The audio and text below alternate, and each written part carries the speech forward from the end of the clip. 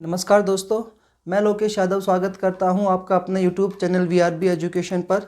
दोस्तों, अपन ने जो आर्मी स्पेशल अग्निवीर की जो भर्ती के लिए तैयारी स्टार्ट की हुई है उसी को कंटिन्यू कर रहे हैं। और आप जानते हो दोस्तों कि अपन ज्योग्राफी वाला जो चैप्टर है उस सीरीज़ को स्टार्ट कर रखा है अपन ने, उसी को कंटिन्यू करते हैं अपन इस टॉपिक में। दोस्तों, हमने जब इस आर्मी वाला जो टॉपिक का स्टार्ट किया था तो मैंने आपको बताया था कि ज्योग्राफी जो है ना, इस ज्योग्राफी में दोस्तों दो प्रकार के 2 या 3 टॉपिक्स अपने पेपर में क्वेश्चंस पूछे जाते हैं। यानी कि भारत का भूगोल जो टॉपिक है, इस भारत के भूगोल चैप्टर में अपने जो पेपर में आता है वो आता है भारत का सामान्य परिचय। दोस्तों, इसके लिए हमने है ना वीडियोस अपलोड कर दी है। तो एक टॉपिक तो आता है अपना भारत का सामान्य परिचय का, और अच्छे से इसको मैंने डिटेल वाइज अच्छे से 3 या 4 वीडियो में अपने इसको कवर किया है। आपने अगर वीडियो नहीं देखी है तो अच्छे से उसको जरूर देखिएगा। और आप जानते हो हमारा जो ऐप है वीआरबी एजुकेशन का, वो भी लॉन्च हो चुका है। तो आप हमसे वीआरबी एजुकेशन के ऐप में जुड़े हुए हैं तो अच्छी बात है, और अपने दोस्तों के साथ शेयर करके और दोस्तों को भी जोड़े, ताकि आप 101% आप जो भी लक्ष्य जो है आपका वो अचीव कर सके। भारत का सामान्य परिचय टॉपिक पढ़ा था, उसके बाद दूसरा टॉपिक आता है दोस्तों इसमें भारत के भौतिक प्रदेश। और जो भारत के भौतिक प्रदेश है ना, इन भारत के भौतिक प्रदेशों को अपन ने 4 भागों में विभाजित किया है। इन 4 में से दोस्तों आपके सामने 2 वीडियोस आ चुकी है। एक वीडियो जो आई थी, अब उस टॉपिक के रिलेटेड आपको फिर से विभाजन कर देता हूं भारत के भौतिक प्रदेशों का। तो भारत के भौतिक प्रदेशों को दोस्तों अपन ने 4 भागों में बांटा। सबसे ऊपर आता है उत्तर का पर्वतीय प्रदेश या उत्तर पूर्वी पर्वतीय प्रदेश। इस उत्तर का पर्वतीय प्रदेश में आपने एक टॉपिक पढ़ा था, उसका नाम था हिमालय पर्वतमाला। तो उत्तर का जो पर्वतीय प्रदेश है, इसके अंतर्गत हमने हिमालय को अच्छे से कवर किया था। उसके बाद आपने पढ़ा था कि हिमालय पर्वतमाला जो है ये इसके ऊंचाई या निर्माण काल के आधार पर 4 भागों में विभाजित हुआ था। सबसे पहले निर्माण काल ट्रांस हिमालय का हुआ, दूसरे पे ग्रेट हिमालय आया, तीसरे पे लघु हिमालय आया, चौथे पे शिवालिक हिमालय आया। फिर इनकी जितनी भी विशेषताएं थी वो विशेषताएं हमने अच्छे से जानी। फिर नदी तंत्र के आधार पर इसको हमने 4 भागों में बांटा था, पंजाब कश्मीर हिमालय, कुमाऊं हिमालय, नेपाल हिमालय, असम हिमालय। उसके बाद दोस्तों जैसे हिमालय टॉपिक खत्म हुआ तो हिमालय से कुछ नदियां निकलती हैं, उन नदियों से एक मध्यवर्ती जलोढ़ मैदानी प्रदेश भाग बनता है। तो दूसरा जो अपना टॉपिक आया था वो टॉपिक था मध्यवर्ती जलोढ़ मैदानी प्रदेश। इस मध्यवर्ती जलोढ़ मैदानी प्रदेश को दोस्तों अपन ने 3 भागों में विभाजित किया था। एक जो भाग आया था इसका वो आया था सिंधु सतलज का मैदानी प्रदेश। यानी कि सिंधु और उस नदी तंत्र, सिंधु और इसमें कौन कौन सी नदियां हमने पढ़ी थी, तो इससे रिलेटेड जितने भी क्वेश्चन आपके पेपर में पूछे जाते हैं, सिंधु है, झेलम है, चिनाब है, रावी है, व्यास है, सतलज। तो इन 6 बड़ी नदी तंत्र को हमने इस टॉपिक में जान लिया था। दूसरा दोस्तों इसमें अपन ने जाना था गंगा यमुना का मैदानी प्रदेश। आपके पेपर के लिए रिलेटेड सबसे ज्यादा इंपॉर्टेंट आता है नदी तंत्र वाला हिमालय पर्वतमाला का भाग। तो गंगा यमुना नदी को जाना, गंगा की सहायक नदियों को जाना, दामोदर नदी या जितने भी गंगा की यमुना नदियों का मिलना जो होता है, देवप्रयाग, कर्णप्रयाग, रुद्रप्रयाग, विष्णुप्रयाग, टेहरी प्रयाग, सब कुछ मैंने इसमें आपको बताया। पद्मा, हुगली 2 भागों में बंटना, सुंदरवन डेल्टा का निर्माण करना, ये सब कुछ हमने गंगा यमुना चैप्टर में जाना। उसके बाद तीसरा दोस्तों इसमें पॉइंट जो आता है भारत के भौतिक प्रदेश में से दूसरा मध्यवर्ती जलोढ़ मैदानी प्रदेश का तीसरा पॉइंट हमने पढ़ा था नदी तंत्र में। तो नदी आती है इसमें ब्रह्मपुत्र नदी, तो इसको बोलते हैं ब्रह्मपुत्र का मैदानी प्रदेश। तो ब्रह्मपुत्र नदी जो है तिब्बत के कैलाश पर्वत के चोमोलुंगदुंग ग्लेशियर से निकली, और किस नाम से निकली, यारलिंग सांगपो के नाम से। जो भी रिलेटेड जितने क्वेश्चंस थे वो मैंने ब्रह्मपुत्र नदी वाले इस टॉपिक में आपको क्लियर कर दिया था।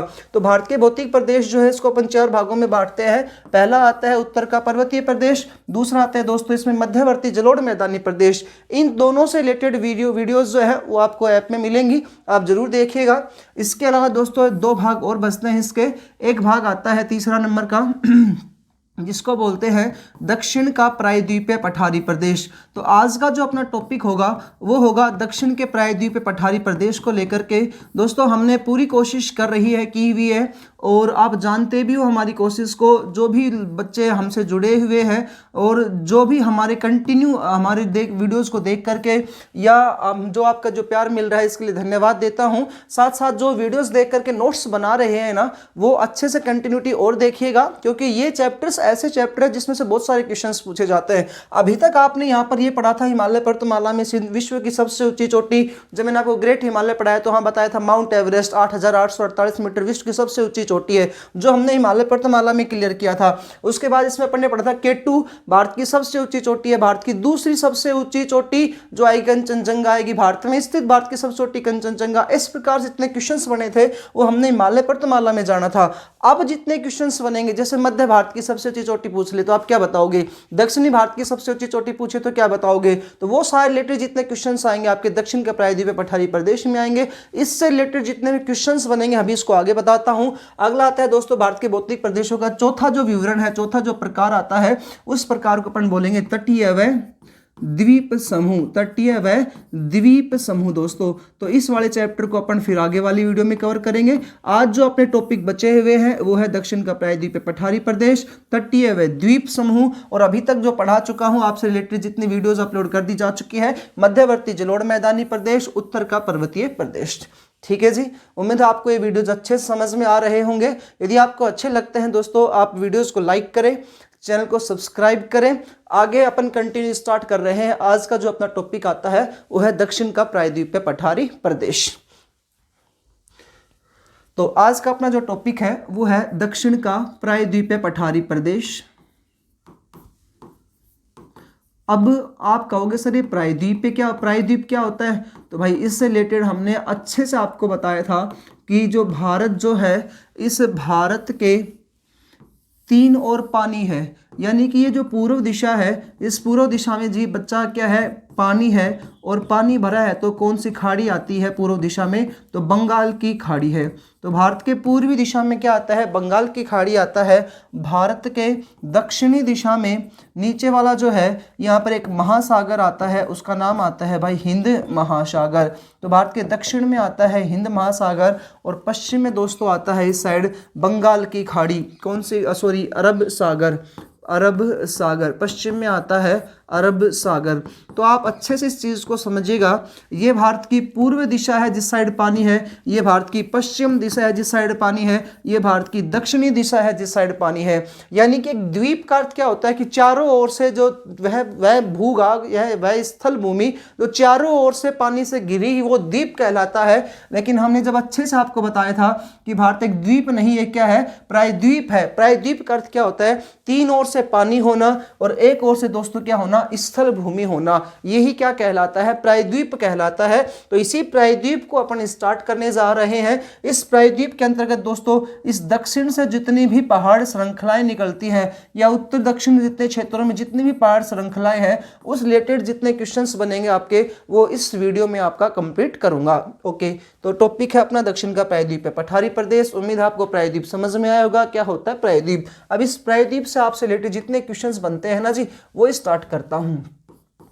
अब इससे रिलेटेड आपका पहला क्वेश्चन आएगा विंध्याचल पर्वतमाला। जितनी भी स्लाइड होंगी हर स्लाइड में से आपसे क्वेश्चन पूछेगा, हर स्लाइड में से क्वेश्चंस आते हैं जी। विंध्याचल पर्वतमाला दोस्तों, अगर ये मान लो भारत का मैप है तो मैंने आपको अच्छे से डिटेल वाइज बताया था कि भारत के बिल्कुल मध्य में से एक रेखा गुजरती है, कर्क रेखा, जो भारत को 2 भागों में बांटती है, एक उत्तरी गोलार्ध और दूसरा कौन सा आता है जी, दक्षिणी गोलार्ध। ऐसे ही कह रहा है कि भारत जो है, इस भारत के बिल्कुल मध्य में से भी एक पर्वतमाला गुजरती है, भारत के मध्य में से एक पर्वतमाला गुजरती है।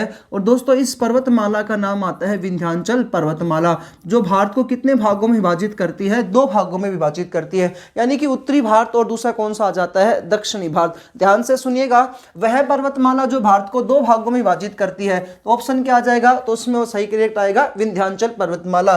तो पहला इसका पॉइंट ही आ गया, यह पर्वतमाला यानी कि जो विंध्याचल पर्वतमाला है, यह विंध्याचल पर्वतमाला भारत को 2 भागों में विभाजित करती है, भारत को विभाजित करती है। कितने भागों में विभाजित करती है जी, तो 2 भागों में विभाजित करती है पर्वतमाला।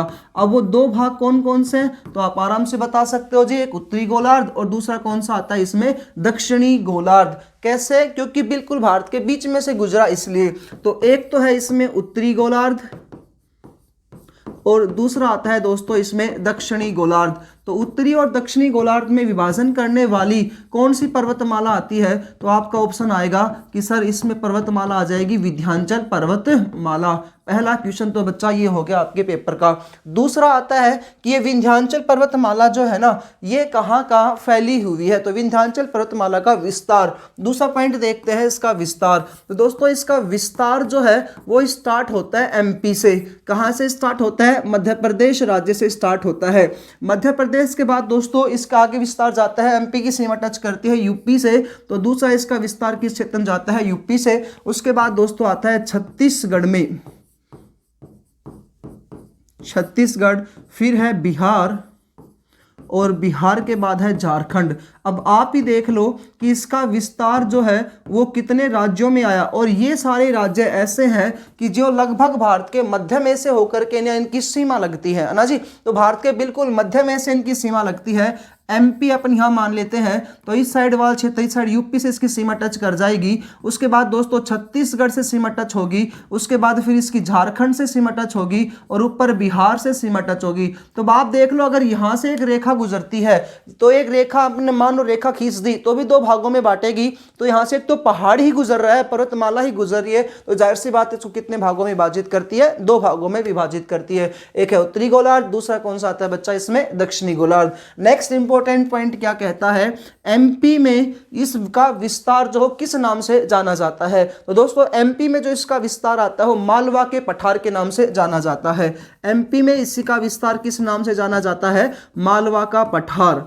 तो विंध्याचल पर्वतमाला का ही विस्तार मध्य प्रदेश में है, और मध्य प्रदेश में किस नाम से जाना जाएगा? ये मालवा के पठार के नाम से जाना जाएगा। यूपी में दोस्तों इसका नाम आता है बुंदेलखंड का पठार। तो यूपी में यदि आपसे क्वेश्चन पूछे तो कौन सा बताओगे इसमें? बुंदेलखंड का पठार बताना है आपको भाई, बुंदेलखंड का पठार, बुंदेलखंड का पठार। इस प्रकार से इनसे रिलेटेड जितने भी क्वेश्चंस आपके पेपर में आएंगे सारे के सारे क्लियर कर दूंगा, थोड़ा सा ध्यान देकर के आप समझिएगा। तीसरा है जी छत्तीसगढ़ में। छत्तीसगढ़ में जो इसका विस्तार जो है ना वो भांडेर खंड का पठार के नाम, भांडेर खंड के पठार के नाम से जाना जाता है, भांडेर खंड का पठार। बस यही क्वेश्चन आपके पेपर में आएगा। तो भांडेर खंड का पठार कहाँ पर है बता दीजिएगा? छत्तीसगढ़ में। किस पर्वतमाला का विस्तार है? विंध्याचल। उसका वहां पर नाम क्या आता है? तो भांडेर खंड का पठार आता है। बिहार में दोस्तों इसकी बात करते हैं तो बिहार में इसका नाम विंध्याचल पर्वतमाला ही है, विंध्याचल पर्वतमाला या विंध्याचल का पठार। अब है भाई झारखंड की, और झारखंड में दोस्तों देखिएगा किस प्रकार क्या नाम आता है। झारखंड में इसे कहा जाता है, झारखंड की बात करते हैं तो दोस्तों झारखंड में इसका नाम आता है वगेल का खंड या वगेल का पठार, वगेल खंड का पठार। इस प्रकार से ठीक है जी, ये हो गई आपकी विंध्याचल पर्वतमाला। टॉपिक था दक्षिण का प्रायद्वीपीय पठारी प्रदेश। इस दक्षिण के प्रायद्वीपीय पठारी प्रदेश का पहला जो पॉइंट आया वो आया है विंध्याचल पर्वतमाला।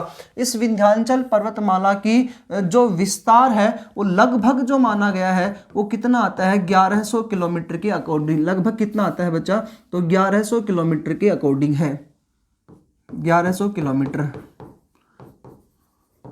विंध्याचल पर्वतमाला का विस्तार लगभग 1100 किलोमीटर है। इसके अलावा ये जो है इसकी औसत ऊंचाई 1048 मीटर है।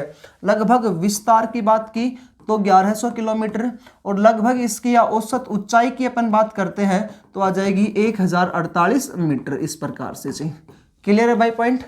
तो ये हुआ आपका विंध्याचल पर्वतमाला। पहला क्वेश्चन, विंध्याचल पर्वतमाला भारत को कितने भागों में बांटती है? तो एक उत्तरी गोलार्ध, दूसरा दक्षिणी गोलार्ध के भागों में बांट दिया, ऑप्शन क्वेश्चन मिल गया। दूसरा, इसका विस्तार कितने राज्यों में आता है? तो एमपी, यूपी, छत्तीसगढ़, बिहार और झारखंड, इन 5 राज्यों में इसका क्या है जी? विस्तार है। एमपी में से किस नाम जाना जाता है? बुंदेलखंड का पठार। यूपी में नाम आता है एमपी में मालवा का पठार, यूपी में बुंदेलखंड का पठार, छत्तीसगढ़ में बांडेर खंड का पठार, बिहार में विंध्याचल पर्वतमाला, और बघेलखंड का पठार किस नाम जाना जाता है? झारखंड राज्य में जाना जाता है। अगला पॉइंट दोस्तों इसका इंपॉर्टेंट आता है नदियां। यहां से कौन कौन सी नदियां गुजरती है? तो दोस्तों एमपी जो है, इस एमपी से जाना पावा की पहाड़ियां है, वहां से एक सबसे प्रसिद्ध नदी गुजरती है चंबल नदी। वेरी वेरी इंपॉर्टेंट है चंबल नदी। अब चंबल नदी की जितनी भी सहायक नदियां हैं वो इसमें आ जाएंगी। तो नदी की बात करें, इसका तीसरा पॉइंट आता है नदी का। पहला हमने पढ़ा था इसका भारत को दो भागों में विभाजित करने वाला पॉइंट पढ़ा, दूसरा इसका पढ़ा है जी विस्तार, तीसरा आता है बच्चा इसमें नदियां। तो कौन कौन सी नदियां जो है यहाँ से निकलती हैं? तो नदियों का उद्गम होता है, तो सबसे पहली नदी आती है इसमें चंबल नदी। सबसे पहली नदी है जी इसमें चंबल नदी जो है यहाँ से निकलती है। दूसरी कालीसिंध नदी, पार्वती नदी, बेतवा, केन, सोन, चंबल, पार्वती, कालीसिंध। बाकी आपको ये तीन चारों नदियों के नाम जरूर याद रखने हैं, चंबल, पार्वती, कालीसिंध, बेतवा, सोन, इस प्रकार से ना जी। और परवन है, नेवाज है, ये थोड़ा सा ध्यान रखिएगा, परवन भी पूछा गया है पेपर में। परवन, नेवाज, केन आदि नदियों का यहाँ से क्या होता है? उद्गम होता है। तो दक्षिण के प्रायद्वीपीय पठारी प्रदेश का एक पॉइंट हुआ क्लियर। दूसरा पॉइंट देखते हैं बच्चा, वो आता है अरावली पर्वतमाला। अरावली पर्वतमाला। अब इससे रिलेटेड बहुत बार पेपर में क्वेश्चन आते हैं, और आपने जिन्होंने अभी तक तैयारी की है या जिन्होंने अब तक पेपर दिए हैं उन सबको इस बात के बारे में खबर होगी कि कितने इंपॉर्टेंट है अरावली पर्वतमाला। आज इसको बड़ा आसानी से समझने की कोशिश करेंगे। तो दोस्तों पहला पॉइंट तो आता है कि अरावली पर्वतमाला जो है ना, ये कौन से समय की है? तो इसका युग कौन सा आता है? तो युग आता है दोस्तों इसका प्री कैम्ब्रियन युग। तो किस युग से रिलेटेड है ये? तो प्री कैम्ब्रियन युग से ये रिलेटेड है, या इसी को कहते हैं अपन वैज्ञानिक काल का प्राथमिक युग। जब मैंने आपको हिमालय टॉपिक पढ़ाया था तो इस हिमालय वाले टॉपिक में दोस्तों याद हो तो आपको मैंने आपको बताया था कि हिमालय पर्वतमाला का निर्माण सेनोजाइक युग में हुआ था और तृतीयक युग में हुआ था। तो उसमें मैंने आपको कहा था कि विश्व की सबसे नवीनतम पर्वतमाला हिमालय पर्वतमाला है। तो जाहिर सी बात है जो इसका पहला सबसे पहले प्राथमिक युग में जिसका निर्माण हुआ है अरावली पर्वतमाला, तो आपसे रिलेटेड क्वेश्चन पूछेगा तो विश्व का सबसे प्राचीनतम पर्वतमाला, तो अरावली पर्वतमाला यह विश्व की सबसे प्राचीनतम पर्वतमाला है। और प्राचीनतम भी दोस्तों कैसी है? वलित पर्वतमाला। और वलित का क्या अर्थ होता है? टूटी फूटी या बिखरी हुई सी है। तो विश्व की सबसे प्राचीनतम वलित पर्वतमाला है। आपसे क्वेश्चन पूछे नवीनतम, तो नवीनतम का जो आंसर आएगा वो आएगा हिमालय। और विश्व की सबसे प्राचीनतम वलित पर्वतमाला कौन सी आती है? तो अरावली पर्वतमाला है। नेक्स्ट पॉइंट देखते हैं, इसका निर्माण जो है वो किस वर्ष कब हुआ लगभग? तो इसका निर्माण जो हुआ था वो 65 करोड़ वर्ष पूर्व हुआ था। और मैंने आपको बताया था कि पैंथालासा महासागर, पैंजिया महाद्वीप और पूरे विश्व में यही थे। फिर इनके बीच में टेथी सागर हुआ।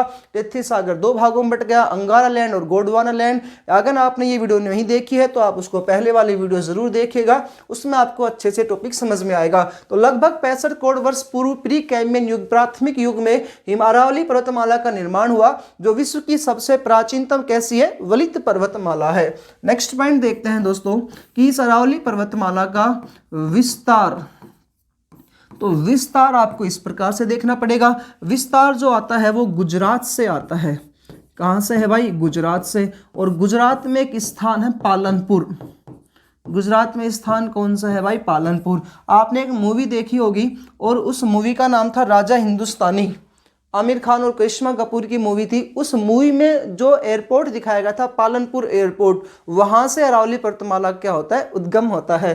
तो अरावली पर्वतमाला का उद्गम जो होता है गुजरात से होता है। गुजरात के बाद दोस्तों इसका प्रवेश होता है राजस्थान में। सबसे ज्यादा इसका विस्तार कहाँ पे आता है? राजस्थान में। लगभग 80% जो हिस्सा है ना अरावली पर्वतमाला का वो कहाँ पे है? राजस्थान में है। तो उद्गम होता है गुजरात से। गुजरात के बाद सर्वाधिक विस्तार राजस्थान में आता है। उसके बाद दोस्तों इसका विस्तार आता है हरियाणा राज्य में। हरियाणा की आपने एक सुना होगा डोसी की पहाड़ी, है ना जी, बहुत इंपॉर्टेंट है और पांडवों का या महाभारत काल से रिलेटेड है ये डोसी की पहाड़ी। उसके बाद दोस्तों इसका लास्ट विस्तार है दिल्ली में, लेकिन दिल्ली में इसे अरावली पर्वतमाला ना कहते हुए यहां पर इसका नाम चेंज हो जाता है दोस्तों, और वो नाम है रायसीन की पहाड़ी या रायसीन हिल्स। तो रायसीन हिल्स या रायसीन की पहाड़ी है, और इस रायसीन हिल्स या रायसीन की पहाड़ी पर कौन सा भवन बना हुआ है? तो ऑप्शन आएगा वहां पर राष्ट्रपति भवन, संसद भवन। तो क्या आ जाएगा जी? रिलेटेड राष्ट्रपति भवन बना हुआ है। ठीक है जी।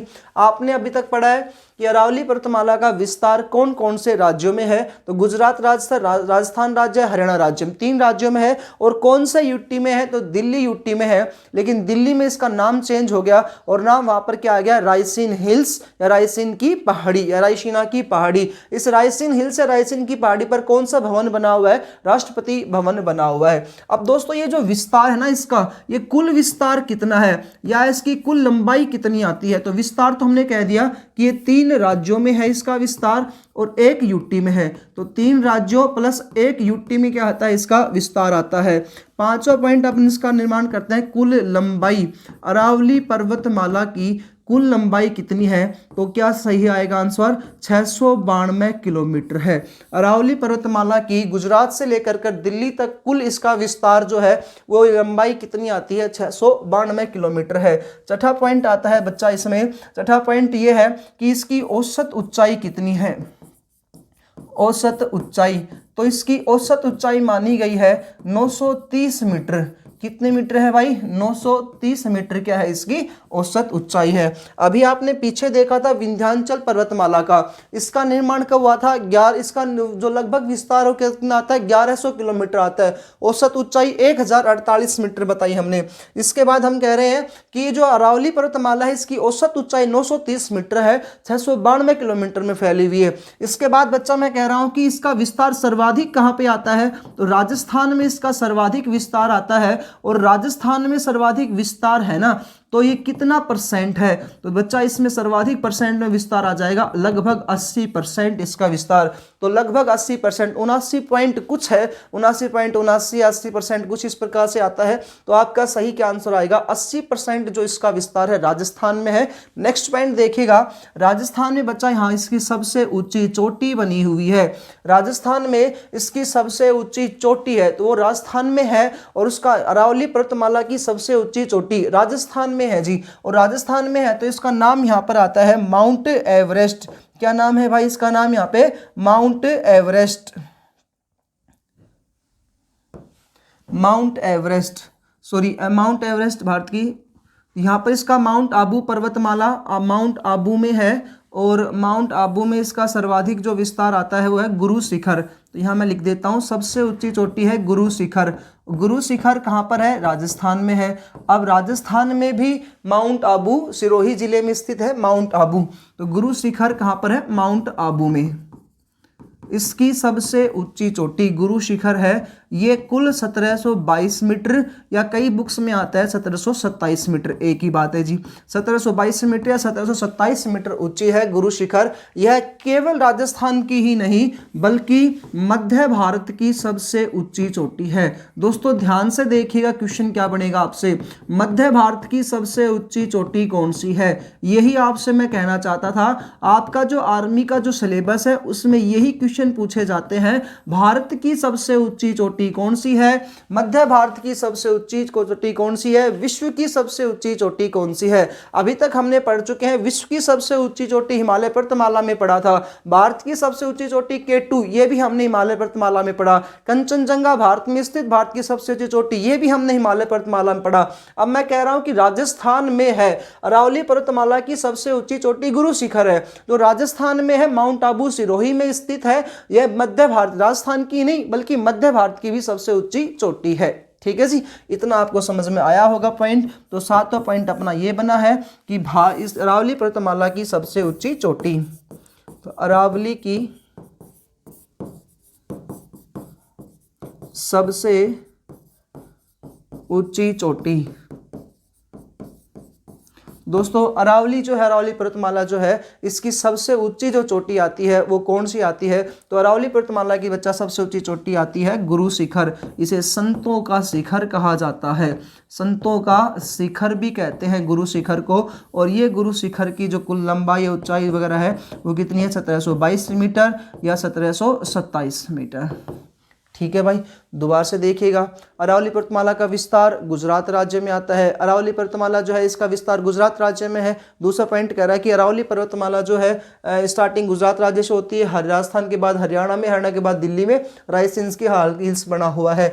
एक पॉइंट और ध्यान समझिएगा, हरियाणा की सबसे ऊंची चोटी, हरियाणा की सबसे ऊंची चोटी है डोसी की पहाड़ी। हरियाणा की सबसे ऊंची चोटी है भाई डोसी की पहाड़ी।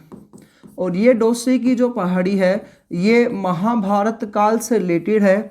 यहाँ पर अन्नपूर्णा देवी का मंदिर बना हुआ है। ये महेंद्रगढ़ जिले में पड़ता है, नारनौल से 7 या 8 किलोमीटर दूर है। डोसी की पहाड़ी हरियाणा की सबसे ऊंची चोटी है जो अरावली पर्वतमाला में स्थित है।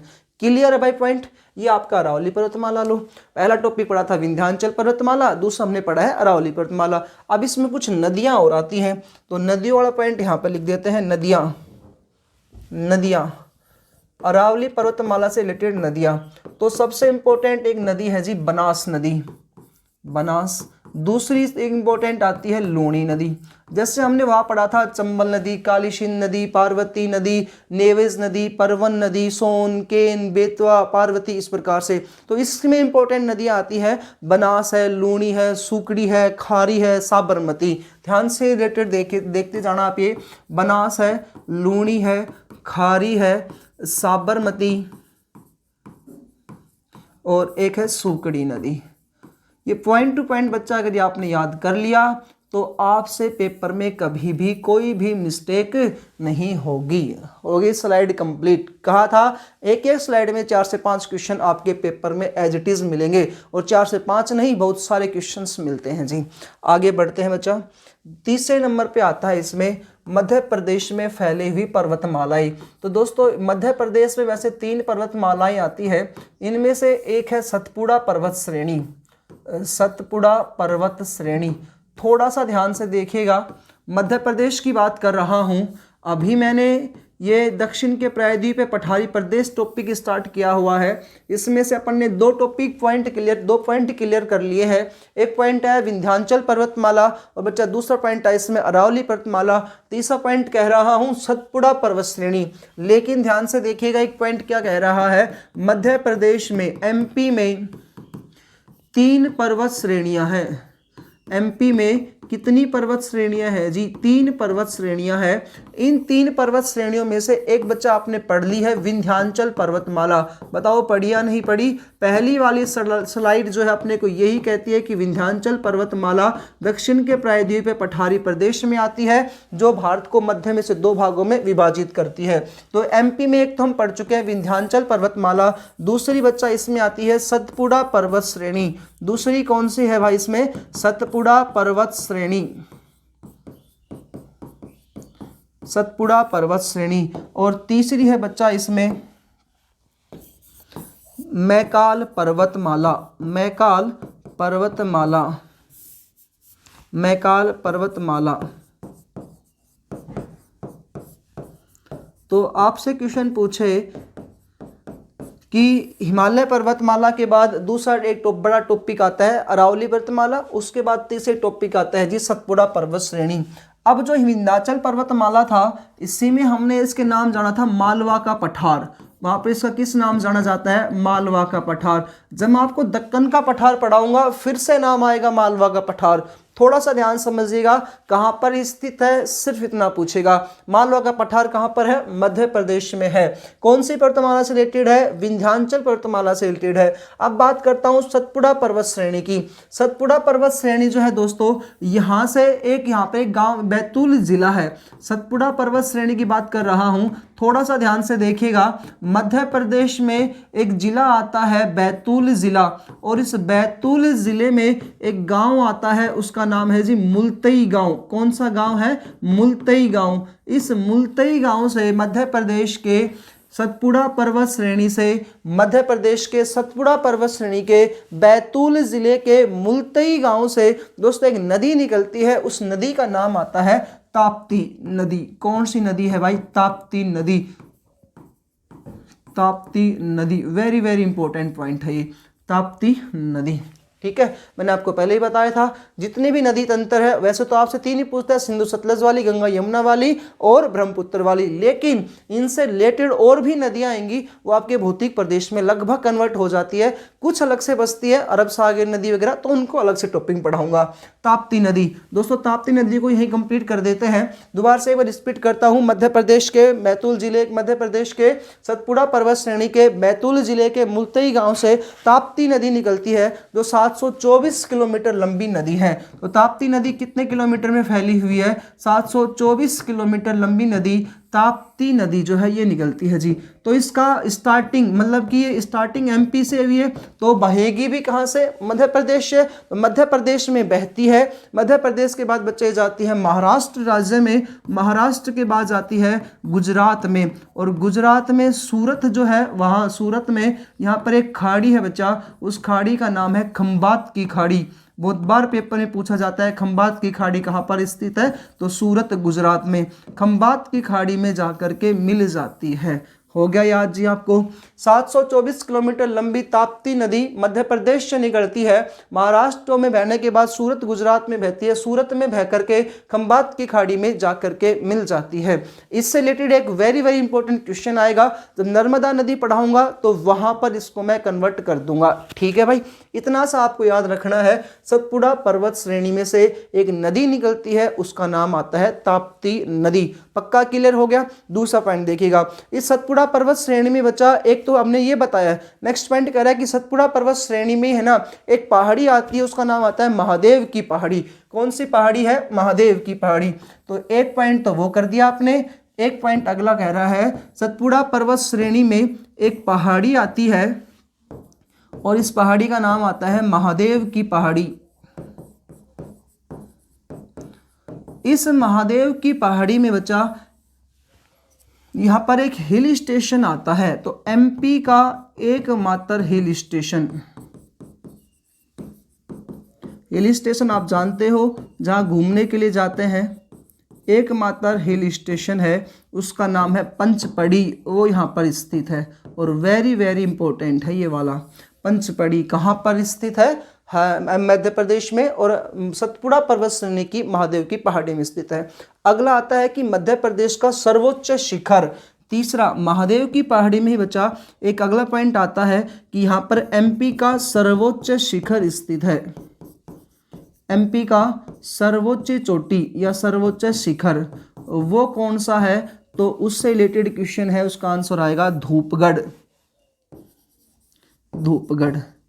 इस प्रकार से आप पढ़ो ऐसा कि दूसरों को पढ़ा सको, ऐसा पढ़ना चाहिए। हमारे जो आप जानते हो मनोज सर है, तो मनोज सर ने ही मेरे को ये पॉइंट कहा था कि हमें ऐसे पढ़ाना है कि बच्चे को कभी दोबारा पढ़ने की रिक्वायरमेंट ना पड़े, कोई किताब उठाने की जरूरत ना पड़े, कभी भी उसको ये ना लगे कि ये टॉपिक मेरा छूट चुका है। तो वही प्रयास है मनोज सर का, प्रयास है जीरो से हीरो बनाने का। एक क्वालिटी मैंने जब से मनोज सर से जुड़ा हूँ तो यही चीज़ सीखा है कि जीरो से हीरो कैसे बनते हैं, तो उसी को मैं भी आजमाते हुए अपनी लाइफ में लेते हुए और आपके लिए जीरो से हीरो बनाने की कोशिश कर रहा हूं। दोस्तों जैसा टॉपिक होगा वो जितने क्वेश्चन पूछेगा इन्हीं में से फंसेगा आपका क्वेश्चन। ठीक है जी। तो धूपगढ़ जो है वो है यहाँ पर है, और इसकी कुल जो है वो 1350 मीटर ऊंचा है।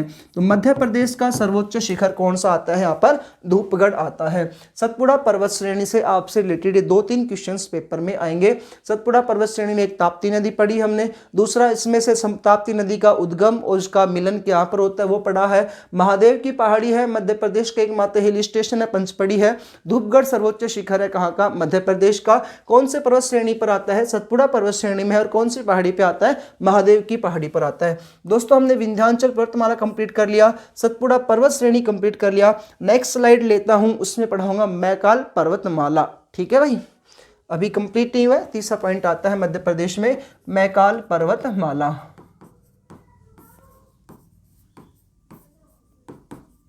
तो मैकाल पर्वतमाला कहाँ पर स्थित है? एमपी में है, मध्य प्रदेश में है। बच्चा ये इंपॉर्टेंट इसलिए है क्योंकि इस मैकाल पर्वतमाला की सबसे ऊंची चोटी या सर्वोच्च जो शिखर है वो कौन सा है? तो सबसे ऊंची चोटी या इसका सर्वोच्च शिखर आता है, उस सर्वोच्च शिखर का नाम है अमरकंटक। एक चीज और, आप है ना ये इनकी ऊंचाई वगैरह आपके पेपर में नहीं पूछता है, बस आपको याद रखना है सबसे ऊंचा कौन सा है, इस प्रकार से ना। बाकी अपने को तो फर्ज है भाई पढ़ाना पूरा। 1036 मीटर ये ऊंचा है, 1036 मीटर ऊंचा मैकाल पर्वतमाला का सर्वोच्च शिखर है अमरकंटक। अब बच्चा ध्यान से देखिएगा, इस अमरकंटक से दो नदियां निकली, एक नदी का नाम है नर्मदा नदी। तो अपने पेपर से रिलेटेड इंपॉर्टेंट कौन सी आती है, नर्मदा नदी। और एक नदी निकली जी इससे सोन नदी, नर्मदा नदी। और दूसरी कौन सी है भाई, सोन नदी। तो नर्मदा और सोन नदी का जो उद्गम है वो कौन से पर्वतमाला से होता है, मैकाल पर्वतमाला से होता है, अमरकंटक से होता है नर्मदा और सोन नदी का उद्गम। ठीक है भाई, यहाँ तक आपको थोड़ा सा इसको ध्यान रखिएगा। नर्मदा जो नदी है ये 1312 किलोमीटर लंबी यह नर्मदा नदी है। थोड़ा सा इससे रिलेटेड एक दो पॉइंट और है, उसको मैं अगली स्लाइड में लेकर कंप्लीट करूंगा। तो नर्मदा और ताप्ती नदी को लेकर के बस आपको यही रखना याद, यहाँ पे नर्मदा और ताप्ती नदी के बारे में थोड़ा सा आप देखिएगा। नर्मदा व ताप्ती नदी,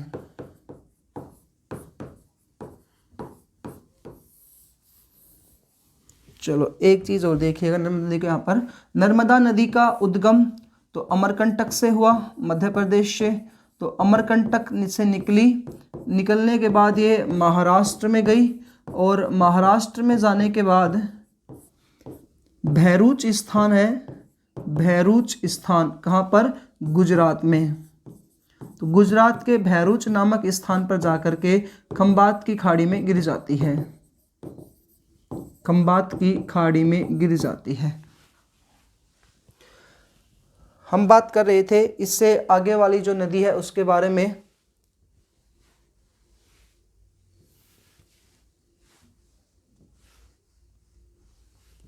नर्मदा व ताप्ती नदी। दोस्तों ये इंपॉर्टेंट क्यों है, क्योंकि आपसे पेपर में एक क्वेश्चन पूछेगा, वे नदियां जो ढाल के विपरीत नहती है या एस्चुरिया ज्वार नदमुख का निर्माण करती है, भ्रंश घाटी में बहती है, एकमात्र वे नदियां। तो इसलिए दोस्तों इंपॉर्टेंट है, इसलिए मैंने उसको अलग स्लाइड में लिया है अलग से। एकमात्र वे नदियां भारत की, एकमात्र वे नदियां जो, पहला पॉइंट इसमें, जो भ्रंश घाटी में बहती है या वी आकार की घाटी में बहती है, इस प्रकार घाटी में, भ्रंश या वी आकार की घाटी में बहती है। एक क्वेश्चन तो आपसे ये पेपर में पूछता है, वे नदियां जो भ्रंश घाटी या वी आकार की घाटी में बहती है कौन कौन सी है, तो नर्मदा व ताप्ती नदी। दूसरा इंपॉर्टेंट पॉइंट है, वे नदियां जो ढाल के विपरीत बहती है। दोस्तों ढाल के विपरीत बहने वाली नदी कौन कौन सी है, तो नर्मदा और ताप्ती नदी ढाल के विपरीत बहती है। यानी कि मैं ये कहूँ कि अपने को, मैंने पानी अगर यहाँ से डाल तो पानी नीचे आना चाहिए, ये पानी कैसे आता है ऊपर, तो ऊंचाई क्यों, ढाल के विपरीत बहती हैं। तो वे कौन कौन सी नदियाँ हैं, नर्मदा और ताप्ती नदी। तीसरा पॉइंट कह रहा है, ये नदियाँ ऐसी हैं जो ज्वार नदमुख या एस्चुरी का निर्माण करती है, ज्वार नदमुख या एस्चुरी का निर्माण करती है। इस प्रकार से ज्वार नदमुख या एस्चुरी का निर्माण कौन सी नदी करती है, तो नर्मदा व ताप्ती नदी। तो ये क्वेश्चन हो गए आपके तीन वेरी वेरी इंपॉर्टेंट। वे नदियां जो ढाल के विपरीत बहती है, नर्मदा ताप्ती। वे नदियां जो भ्रंश घाटी में वी आकार की घाटी में बहती है, नर्मदा या ताप्ती। वे नदियां जो ज्वार नदमुख या एस्चुरी का निर्माण करती है, नर्मदा या ताप्ती नदी। इंपॉर्टेंट पॉइंट आता है नर्मदा नदी को लेकर के, उसको थोड़ा सा याद करिएगा आप। नर्मदा नदी जो है, इससे रिलेटेड थोड़ा सा और बता देता हूं आपको मैं कुछ पॉइंट्स, देखिएगा। पहला पॉइंट है इसका, नर्मदा नदी का संबंध, नर्मदा नदी का संबंध किस किस से है, तो सरदार ओमकारेश्वर बांध परियोजना से है,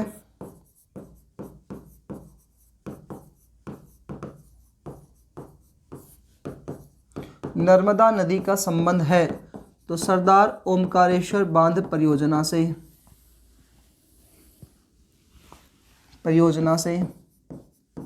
मतलब ये क्वेश्चन आपके पेपर में पूछता है कि ये किस रिलेटेड है, इस प्रकार से ना। दूसरा आता है नर्मदा या इंदिरा गांधी, इस प्रकार से सरदार सरोवर, सॉरी ओमकारेश्वर लिख दिया मैंने यहाँ पे, चलो ओमकारेश्वर यहाँ पे।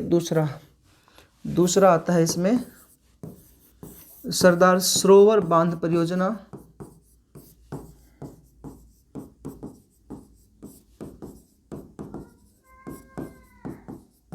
सरदार सरोवर बांध परियोजना से संबंधित है। ओमकारेश्वर बांध परियोजना से संबंधित है। तीसरा नर्मदा या इंदिरा गांधी नहर परियोजना से संबंधित है।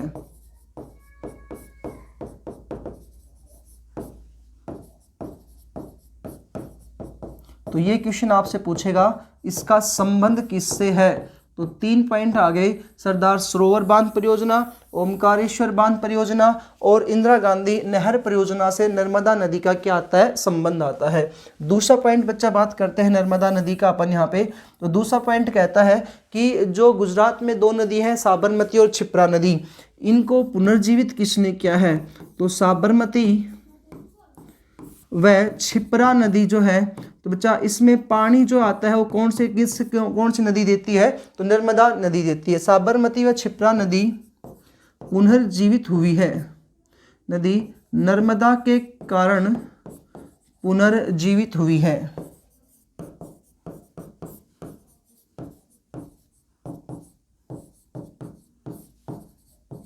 पुनर्जीवित हुई है, ठीक है जी। साबरमती व क्षिप्रा नदी जो है इनके कारण क्या हुई है, पुनर्जीवित हुई है। एक इंपॉर्टेंट पॉइंट नर्मदा और ताप्ती का और देखते हैं कि नर्मदा व ताप्ती नदी से संबंधित क्या इंपॉर्टेंट है।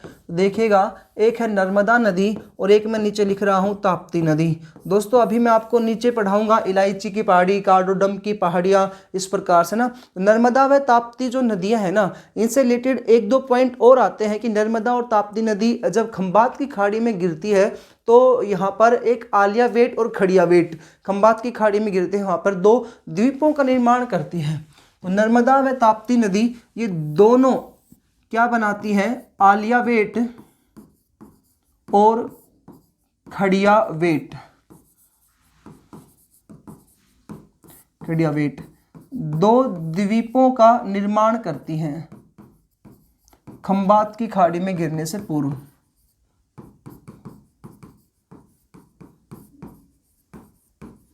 दो द्वीपों का निर्माण करती है अपने मुहाने पर या किनारे पर,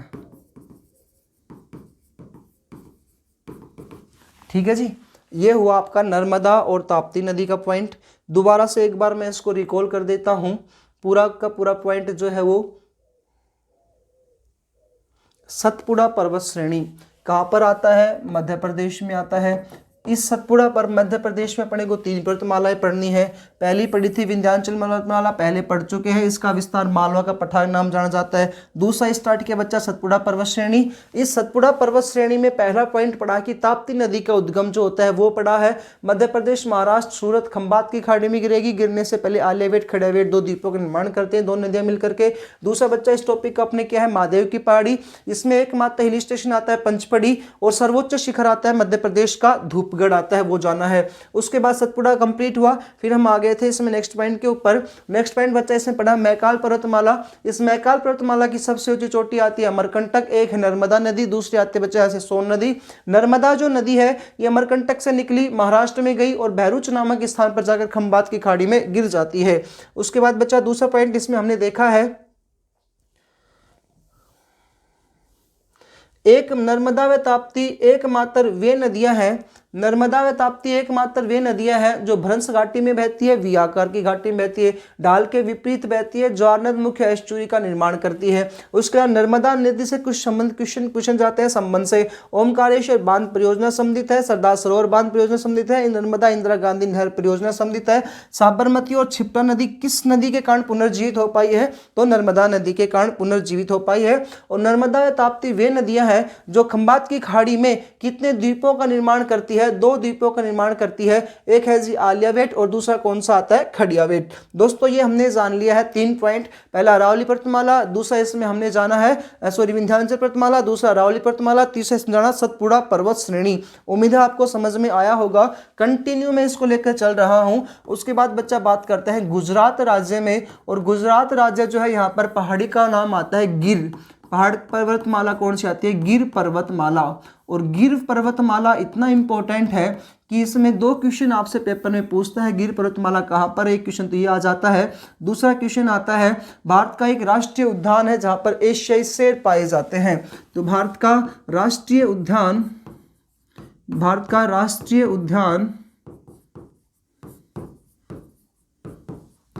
गिर है,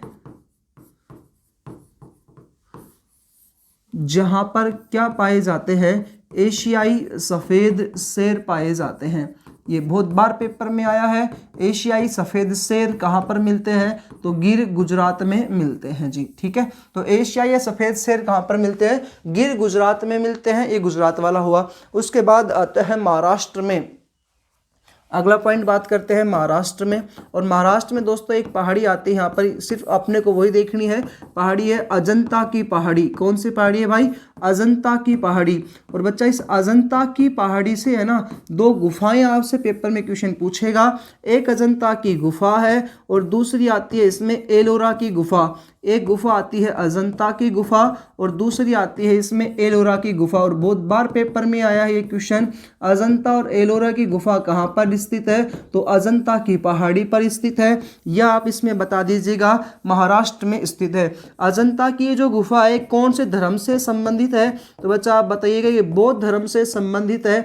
और ये वाली जो एलोरा की गुफाएं हैं ये बौद्ध से भी है, जैन धर्म से भी है और साथ साथ हिंदू धर्म से भी है। यानी कि यहाँ पर चित्र वगैरह मिले हैं, उसमें हिंदू धर्म के भी, जैन के भी, बौद्ध के भी मिले हैं। और अजंता की गुफाओं में बौद्ध धर्म के क्या मिलते हैं, चित्र मिलते हैं। नेक्स्ट पॉइंट देखते हैं कि अजंता की गुफाओं की कुल संख्या कितनी आती है। ये तो वेरी वेरी इंपॉर्टेंट है, ध्यान से आप देखिएगा कितनी गुफाएं आती हैं। यहाँ पर 32 गुफाएं हैं, जबकि एलोरा की गुफाओं में कुल कितनी गुफाएं आती है, तो 34 गुफाएं आती हैं। ये टॉपिक हुआ जी आपका यहाँ तक का दक्षिण के प्रायद्वीपीय पठारी प्रदेश का, जिसमें हमने आज जो भी जाना है वो क्लियर किया है। गुजरात, महाराष्ट्र का, मध्य प्रदेश का, अरावली पर्वतमाला को लेकर के, इसको लेकर के। तो दक्षिण का प्रायद्वीपीय पठारी प्रदेश को दोस्तों अभी मैंने एक टॉपिक में क्लियर किया है। इससे रिलेटेड एक वीडियोस अभी और आगे आपको मिलेगी, उसको और मैं कंटिन्यू करूंगा, जिसको मैं 2 भागों में बांटूंगा, एक पश्चिमीय और एक दूसरा आएगा पूर्वी। ठीक है जी, नहीं तो वीडियो कुछ ज्यादा बड़ी बन जाएगी और उससे फिर आपको समझ से बाहर हो जाएगा। उम्मीद है दोस्तों आपको समझ में आया होगा। यदि आपको अच्छा लगता है तो अपने चैनल को, इस चैनल अपने वीआरबी एजुकेशन को सब्सक्राइब करें, ज़्यादा से ज़्यादा दोस्तों को शेयर करें। जो भी आर्मी की तैयारी कर रहे हैं वो हमसे जुड़े, वीआरबी एजुकेशन के ऐप को डाउनलोड करें। डिस्क्रिप्शन बॉक्स में आपको लिंक मिल जाएगा। जितने भी दोस्त हैं वो एक बार अच्छे से जी तोड़ मेहनत करें और जैसा हमने सोचा है जीरो से हीरो बनाने का, उसमें हमारा साथ दें। मिलते हैं दोस्तों अन्य वीडियो में। जय हिंद, जय भारत।